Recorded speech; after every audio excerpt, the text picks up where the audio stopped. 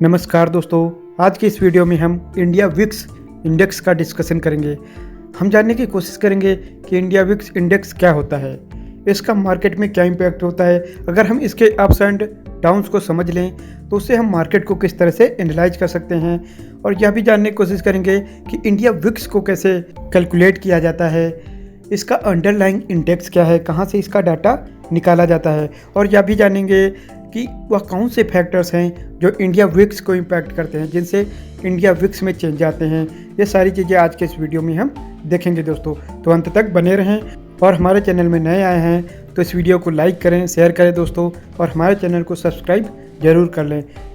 India VIX की बात करें दोस्तों तो ये मार्केट की वॉलेटिलिटी को मेजर करता है, और नियर फ्यूचर में मार्केट कैसा रहेगा, उसका मार्केट का मूड क्या रहेगा, मार्केट में इन्वेस्टर्स का सेंटीमेंट क्या रहेगा, मार्केट कितना वॉलेटाइल रहेगा, ये सारी चीज़ें इंडिया विक्स मेजर करता है दोस्तों। अब हम वॉलेटिलिटी की बात करें दोस्तों तो ये दोनों साइड हो सकती है, सडन अप मूव आए या सडन डाउन ट्रेंड आए, दोनों ही साइड मार्केट वॉलेटाइल हो सकता है।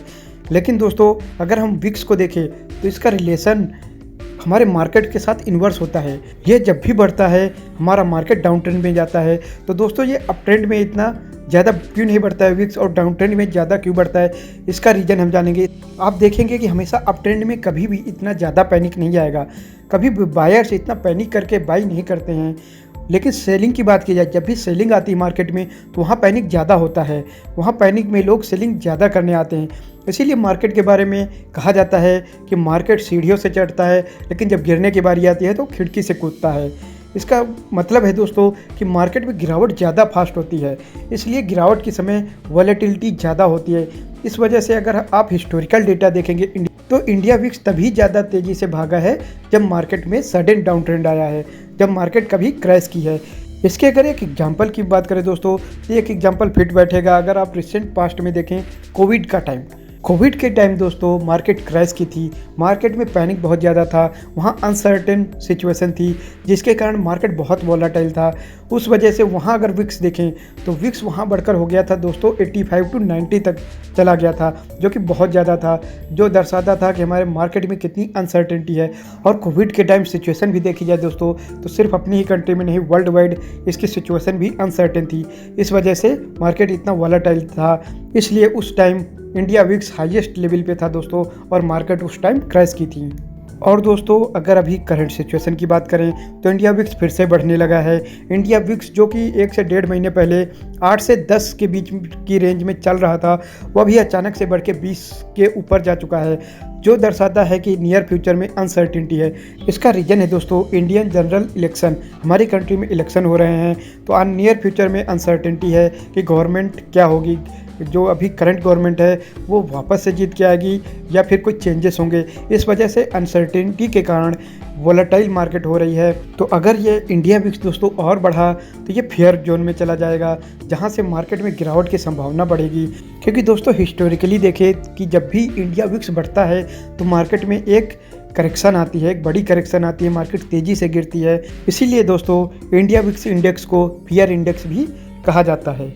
अब अगर हम बात करें दोस्तों कि इंडिया विक्स को कौन से फैक्टर्स इम्पैक्ट करते हैं, तो जैसे कि अभी हमने डिस्कस किया कि हमारी कंट्री में इलेक्शन हो रहे हैं, तो ऐसे कोई भी बड़े इवेंट्स आते हैं जो हमारी इकोनॉमिक एक्टिविटी को इम्पैक्ट करते हैं, तो ऐसी सिचुएशन में इंडिया विक्स इम्पैक्टेड होता है दोस्तों, पॉजिटिव वे में या फिर निगेटिव वे में।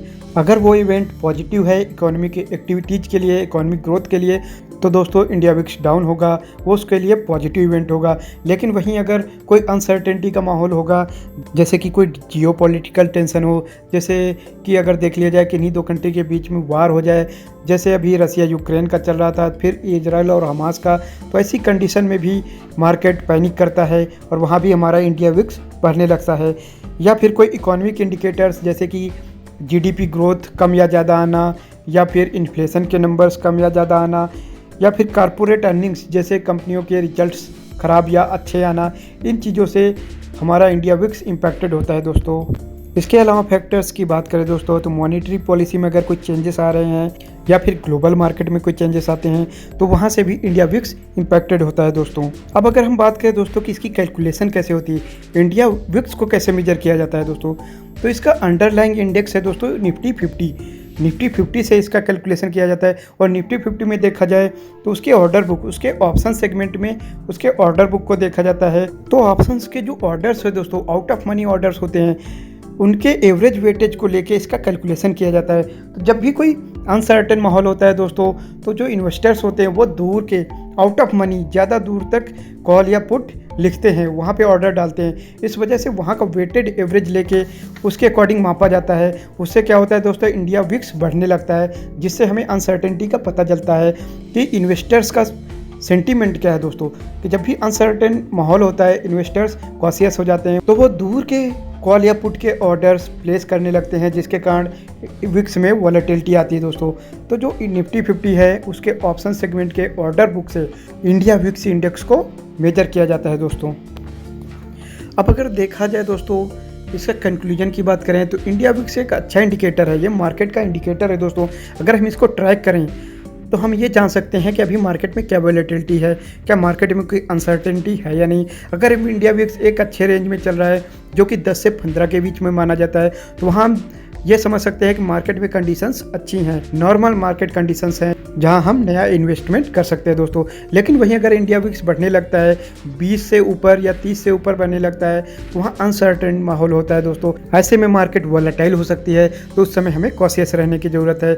वहीं अगर इंडिया विक्स बहुत ही कम हो जाए दोस्तों, तो वहाँ भी वो भी अच्छा नहीं माना जाता है। अगर इंडिया विक्स 10 से कम हो जाए, 8 या 9 के आसपास आ जाए, तो वो भी एक अच्छा इंडिकेशन नहीं होता है दोस्तों, क्योंकि उस समय मार्केट ये बताता है कि मार्केट में लिक्विडिटी बिल्कुल ड्राइड आउट है, क्योंकि मार्केट का नेचर ही है दोस्तों वॉलेटाइल रहना। तो अगर एक लिमिट में वॉलेटिलिटी रहे तो वो मार्केट के लिए अच्छी होती है, वो होनी भी चाहिए। लेकिन अगर बिल्कुल ड्राइड आउट हो जाए मार्केट, इंडिया विक्स बिल्कुल लो लेवल्स पे आ जाए, तो ही मार्केट के लिए अच्छा नहीं होता है। इसलिए इंडिया विक्स अगर 12 से 15 के बीच में या 12 से 18 के बीच में रहे, तो वो एक आइडियल सिचुएशन मानी जाती है दोस्तों।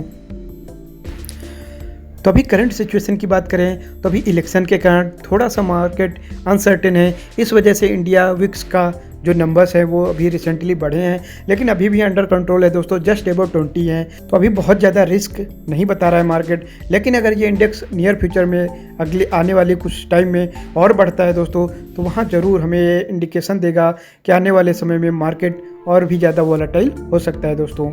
तो आज का ये वीडियो यहीं तक रखते हैं दोस्तों, मिलेंगे नेक्स्ट वीडियो में। नमस्कार दोस्तों।